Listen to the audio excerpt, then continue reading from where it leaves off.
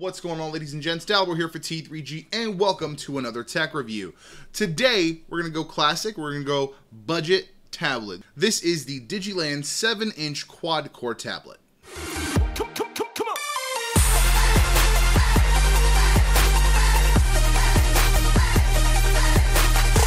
Now, I picked this up last year around Black Friday. Got a pretty decent deal on it, but normally this runs about 50 to 60 bucks to 70 depending on the location and the sale. Now in the box you have your basics. You've got your quick start guide, you've got your warranty paperwork, you know, things most people aren't going to look at. You've got your 5-volt 1.5 amp power adapter and a micro USB cable. Both the cable and the adapter are pretty much the most generic ones I've ever used, and there's really not much to them. Now on the front you've got your Potato 0.3 megapixel camera. On the back you've got a Potato 2 megapixel camera. The design overall kind of contradicts itself. All the text on the back is meant to be consumed vertically, but the actual body and camera positioning, and actually when you boot it up, it boots horizontally. So it kind of contradicts itself in a few ways. Now on top we have the power button, the headphone jack, the USB for power, and I believe it also would support OTG. The volume rocker mic. Behind the volume rocker we have the TF card slot, or the micro SD card slot, and then on the back we've got our reset button. Horizontally on the back now we have the camera, we have the speaker, which is not great. Now as far as the internal features, we've got a quad core. I haven't actually checked the processor, but here it is. We've got 1 gig of RAM and 16 gig internal storage. The memory card, the SD card, will take up to 32 gigs. So you can't expand too much, but if you just want some music or a few videos, it'll be plenty of space. Now the battery capacity is 2700 milliamp hours, which is not terrible. But overall the battery retention is not great. If you're doing anything with any kind of CPU demand, the battery dies pretty quickly. We ran the Antutu benchmark. It scored 14,992, but the battery in the about 10 minutes that it took for the whole thing to run, the battery went from 23% to 0%. I actually had to plug it in, and it still died while plugged in. So even with a higher amp charger, a 2 amp charger, it did not actually stay charged. So if this is going to be something where you're going to want to game on it, you're definitely going to want to have it fully charged and almost certainly have a charger on the ready. As far as performance, the GUI, the actual interface, is not terrible. It runs Android 6.0 out of the box, which is nice. It's pretty recent, and overall it's pretty snappy. It's not great, it's not bad, but it's just okay. It takes about a half second to a second for it to turn on from sleep, for it to go to sleep when you press the power button. So there is that delay in certain things, but general navigation is not terrible. However, loading things for the first time does actually take quite some time. For instance, the first time we ran Asphalt Extreme, it took really long for it just to load up the game, and that's before even the opening kind of graphic that shows the loading screen. The same thing with the Google app and the voice assistant search. Both took quite a bit of time to load the first time. So let's actually see, now that it has been loaded once, let's see if it will work better. So if we go to the home screen here, and we're just gonna hit the voice button.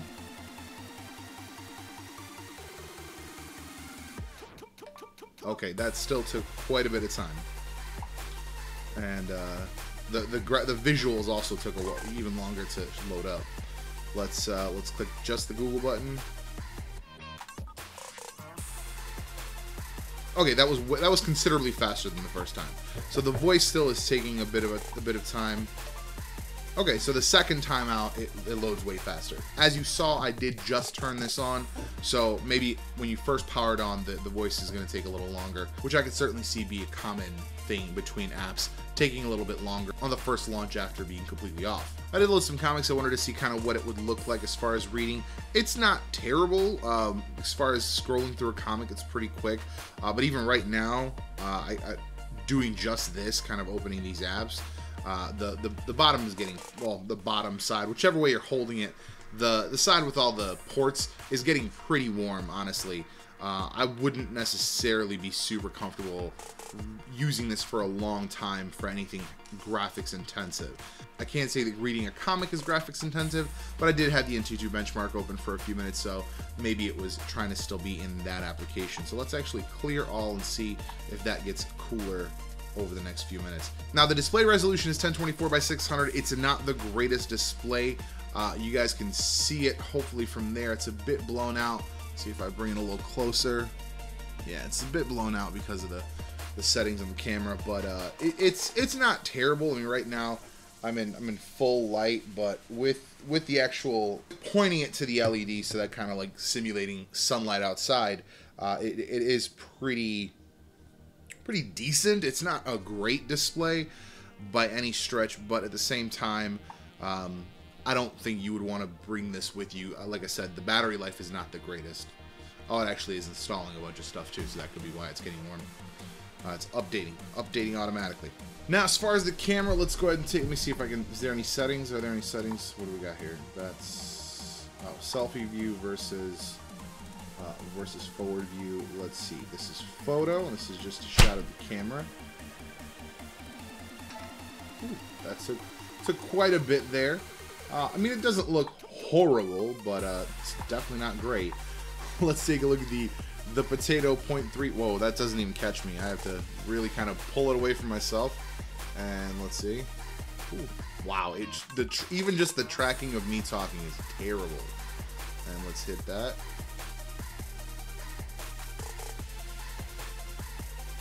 I still never did it. I think it's still processing. I understand it has a little power. What does that mean? Can you not take photos after this one? So apparently, if the device is under 15%, you cannot take photos. Let's see if we plug it in, if it'll let me take this photo.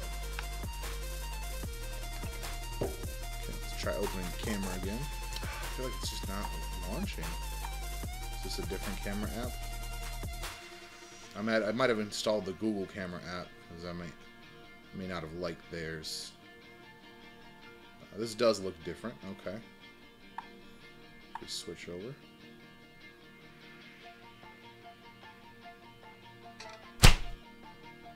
Okay. Yeah, this must be their version of the camera app. It looks very similar to the Google one, but it's not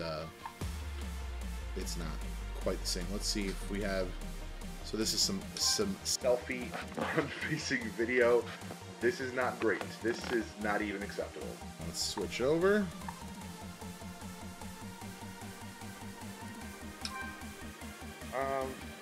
Wow, the light situation is terrible. So this is just a little stand that I've been using for it. Wow, and this is pretty decent lighting in here, and it is not doing great. Although I won't lie, the tracking or the what's the word I'm looking for? Like stabilization is not bad. It's kind of it's fixed focus. That's why it says fixed focus. So because it's fixed focus, it just kind of follows with the camera. So there's nothing really you can do about it. Yeah. It is toasty though. Any kind of heavy use, it is gonna get toasty.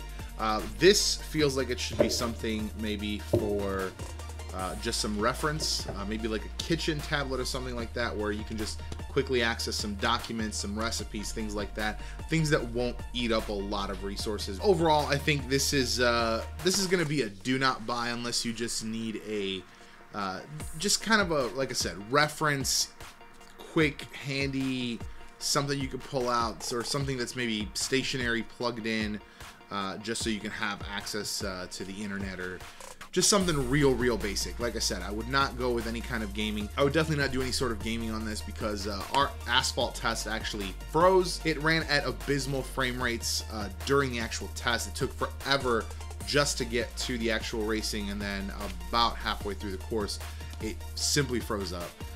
And I couldn't possibly recommend this for anyone that wanted to do any kind of gaming on it.